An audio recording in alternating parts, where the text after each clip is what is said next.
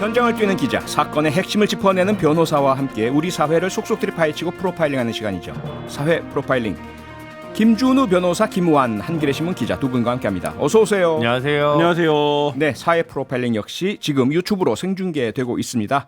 여러분께서 남겨주시는 소중한 댓글 또 의견 저희가 실시간으로 다 확인을 하고 있으니까요. 유튜브에서 표창원의 뉴스아이킥을 검색해서 들어와 주시면 감사하겠습니다. 오늘의 첫 번째 주제 관련해서 먼저 MBC 뉴스부터 듣고 오겠습니다.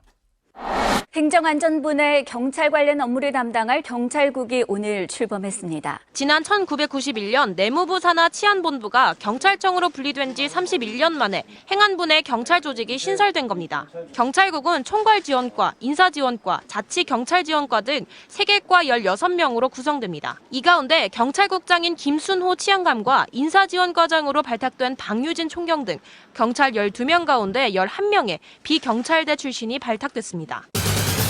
네, 행안부 내 경찰국, 경찰 조직에서 뭐 총경급 회의 등 반발이 상당히 많았는데요. 직장 협의회도 그렇고요.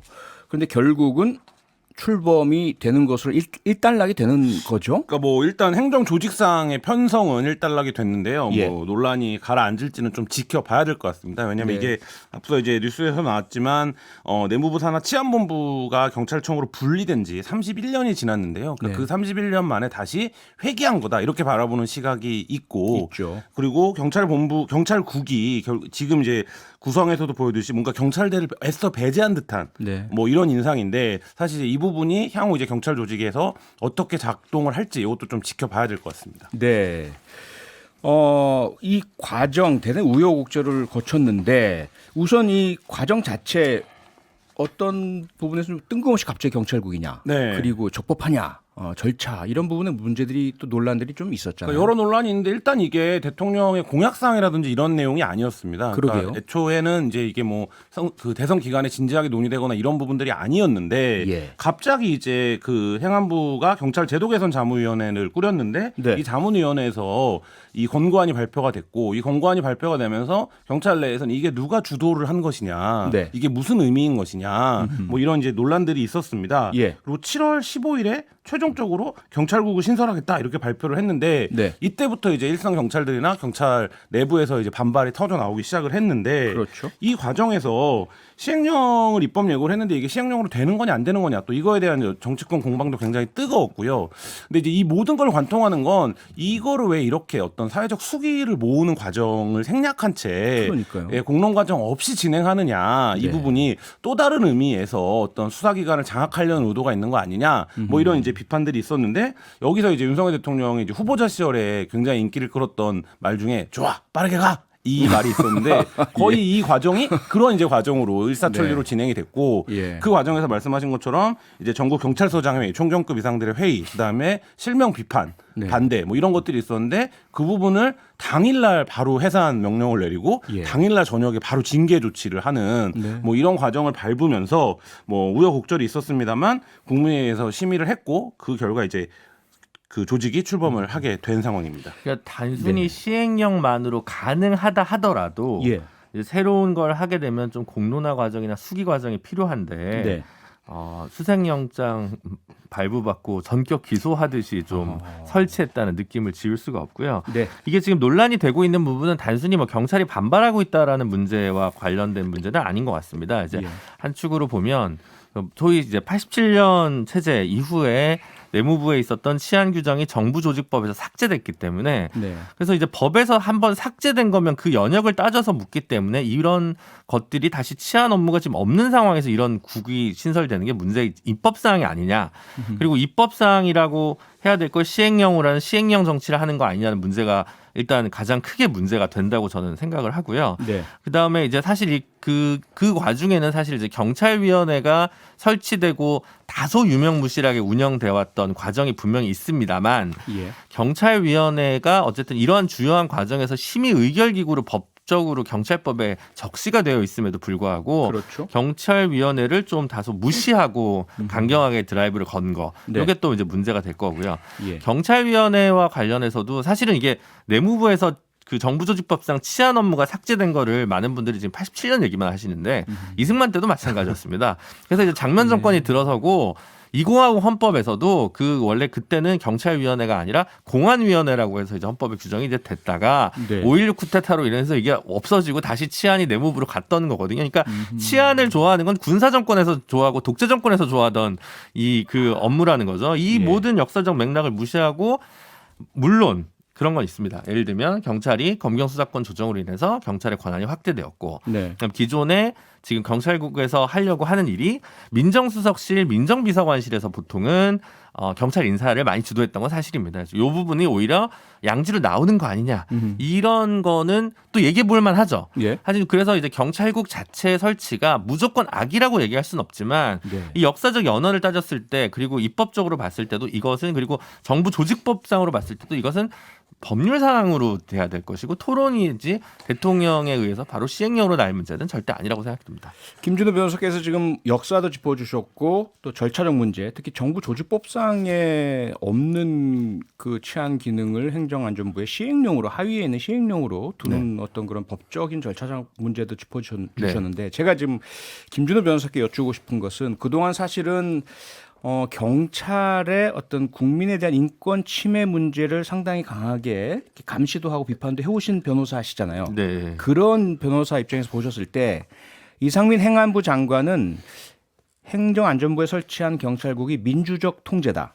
그렇게 민주적으로 장관이 통제하지 않으면 경찰이 국민을 억압하고 또 인권 침해를 할 우려가 크다 이렇게 이야기를 합니다. 이 부분 동의하세요? 그러니까 수사와 관련된 통제는 중립적으로 수사기관의 독립성을 어느 정도 보장해줘야 되는 부분이고 검찰이나 경찰 인사 부분을 통해서 어느 정도 민주적 관리를 해야 되는 부분은 맞죠. 근데 이제 그 주체가 누가 될 것이냐와 관한 방식의 문제에서 정부에 의해서 너무 장악되면 문제가 되니까 사실 공수처 때도 마찬가지였습니다만 국회거나 아니면 독립된 행정기관으로 발돋움해야 되는 경찰위원회를 통한 민주적 통제 방안이 적절한 방안이지 계속 대통령발 그리고 대통령의 신복이 가장 측근 인사인 행안부 장관이 이제 이걸 주도하는 모양새가 별로 지금 선진 국가로 나아가는 올바른 방향이라고 생각되지는 않습니다. 알겠습니다. 김한 기자. 그러면 도대체 이 행안부 경찰국은 어떤 일을 하게 되는 겁니까?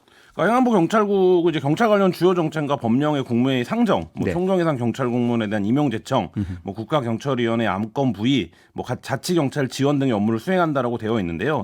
핵심적인 내용은 이게 계속 좀 말이 장관이 바뀌어요. 그러니까 예를 들면 어디까지를 경찰국이 하는 건지, 그럼 행안부 장관의 권한은 어디까지인 건지에 대해서도 제가 기억하기에 한 서너 번 정도 약간 다른 맥락으로 얘기를 하는데 그 과정 자체가 그러니까 아까 지금 이제 김준호 변호사가 법리적인 문제라든지 여러 가지 짚어주셨는데 역사적인 문제나 짚어주셨는데 상식적인 질문이 나오는 거예요. 그러니까 왜 이렇게 빨리 이걸 만들려고 하는 거냐. 그러니까 말하자면 권한에 대한 어떤 법적인 해석, 그다음에 이거 역사적인 맥락 이런 것들이 다 지금 부족하다라는 게 안팎의 지적인데 근데 왜 이렇게 이거를 속전속결로 빨리 하려고 하는 거냐. 이게 어떻게 권한을 역할을 한다라고 이름을 붙이더라도 결국엔 경찰국을 통해서 이 경찰을 통제하려고 하는 게 아니냐.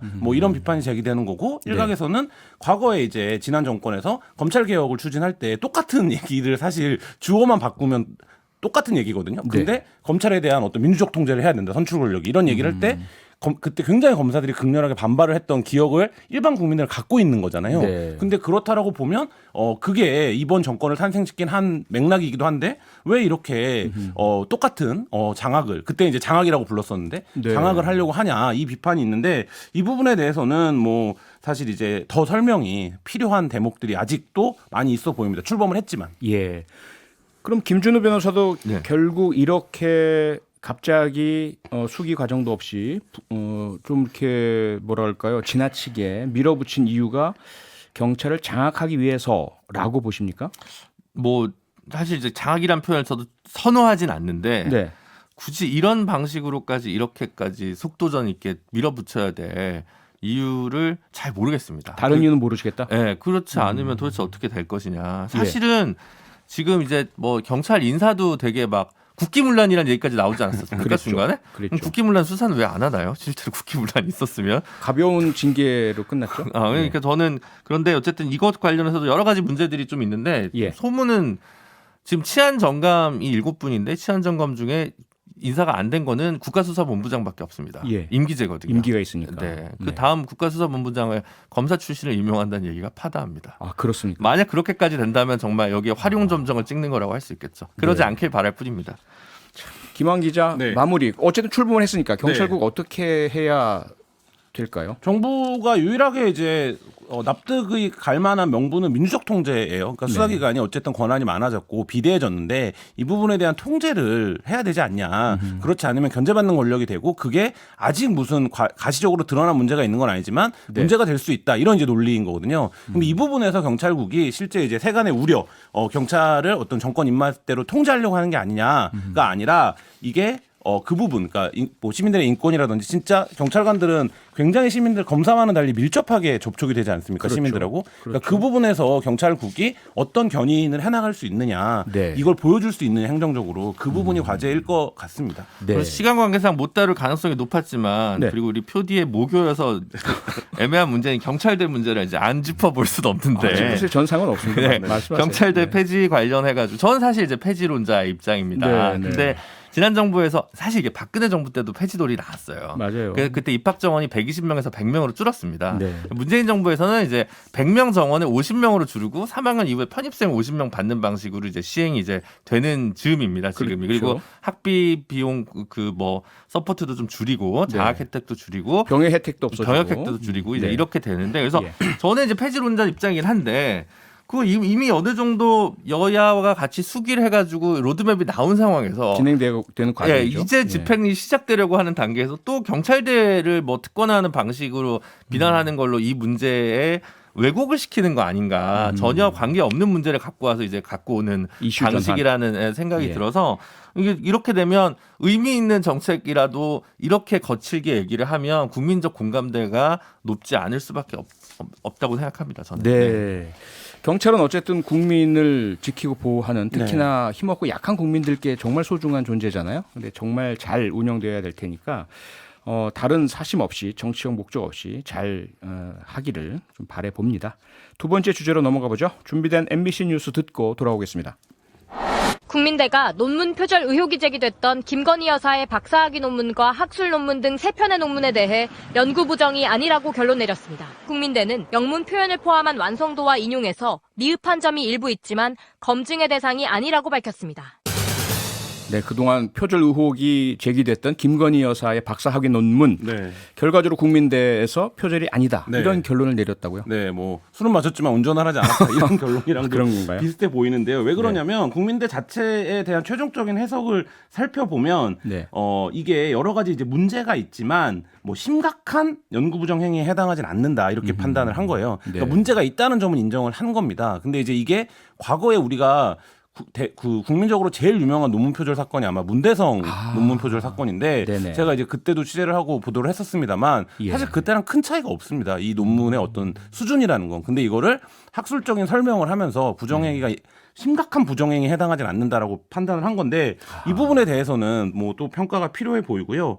뭐 개요는 이런 겁니다. 많은 분들이 알고 계신 것처럼 이제 그 김건희 여사가 2008년도에 국민대에서 박사학위를 받은 논문이 있습니다. 예. 아바타를 이용한 운세 콘텐츠 개발 연구라는 제목의 이제 논문이고 네. 이 외에도 이제 대학원에 다니던 시절에 뭐 제출했던 논문, 게재했던 논문 3편이 있는데 여기서 이제 표절이나 부적절한 뭐 인용, 그 다음에 좀 중복이 있었던 게 아니냐 이런 의혹이었고요. 네. 이게 이제 대중적으로 알려진 거는 이른바 이제 회원 유지라고 하는 거의 번역을 그냥 멤버 유지라고 멤버 유지. 이제 해서 이게 이제 유지 논문이다 이렇게 이제 인터넷상으로서는 불리기도 하는데요. 네. 근데 어쨌든 이 부분에 대해서 국민대가 후보자 시절부터 굉장히 오래 시간을 끌면서 그렇죠. 이 부분을 검증을 해왔는데 최종적으로는 뭐 완성도 및 인용에 있어서 미흡한 점이 있다라는 점을 인정을 하면서도 그다음에 이제 이게 뭐 표절 및 심각한 수준의 연구 부정 행위에는 해당하지 않는 것으로 판단했다. 뭐 이렇게 이제 얘기하면서 뭔가 면죄부를 주는 듯한 뭐 이런 이제 판정을 내렸습니다. 네.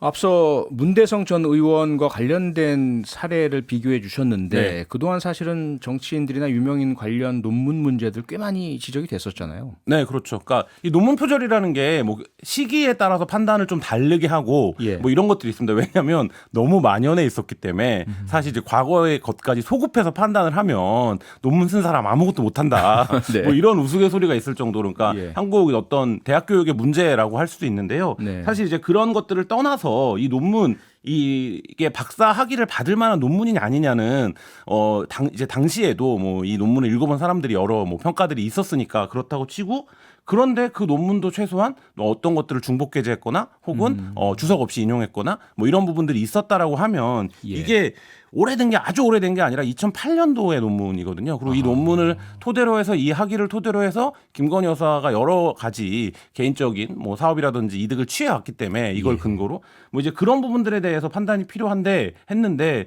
사실 이 부분에 대해서 또다시 이제 솜방망이 처벌, 뭐 면죄부 판정 이런 것들이 내려지면서 사실 이제 그럼 앞으로 논문 문제에 대해서 우리가 뭐 어떻게 판단할 것인가. 왜냐하면 제가 이제 문대성 논문 표절 사건을 언급한 이유는 그 사건 이후에 굉장히 기준이 높아졌습니다. 이 네. 논문 문제에 대해서. 근데 이제 이번 판정이 다시 좀 논문에 대한 사회적인 어떤 기준 뭐 이런 것들을 굉장히 하향시킨 게 아닌가 이런 생각이 듭니다. 네. 표절 문제는 참 어려운 것 같아요. 어렵죠. 네. 네. 그래서 제가 논문을 못 쓰고 있습니다. 안 수료만 쓰는 게 하고, 나아요. 네, 수료만 하고 필요하지 않으면. 표절할까봐. 네. 근데 이제 그 표절이 아니죠. 인용을 하는데 인용을 너무 많이 하면 없어 보이니까 인용 이제 각출을 쓱 빼는 거죠. 사실은. 아하. 그러니까 연구의 핵심을 안 건드리는데 이제 자료 정리나 뭐 이렇게 기본적인 레퍼런스나 배경을 설명할 때 막 이렇게 이런 것들도 성실히 꼼꼼히 해야 되는데 그걸 안 하고 이제 대충 넘기는 경우들이 좀 있는 것 같고. 네. 뭐 사실 뭐 이재명 의원도 이거 뭐 석사 논문 관련해 가지고 이제 그 논란이 있었습니다. 근데 카피킬러라는 그 프로그램상으로는 뭐 표절률 일정 이하로 나와서 네. 오리지널티는 문제 없다 이렇게 아마 가천대에서 판단했던 것 같은데 본인이 뭐 반납하겠다, 반납이 안 되는데 네. 이렇게 얘기하기도 했었잖아요. 뭐 그거는 가수 홍진영 씨도 옛날에 반납하겠다 뭐 이제 네. 여러 일들이 있죠. 예. 사실은 뭐 논문을 대필해주는 그 유령 작가님들의 존재들도 상당히 만연했던 시절도 있고. 그렇죠. 지금 뭐 예전에 은퇴하신 공직자분들이 이렇게 저렇게 논문 쓴 거에 대해서 사실 뭐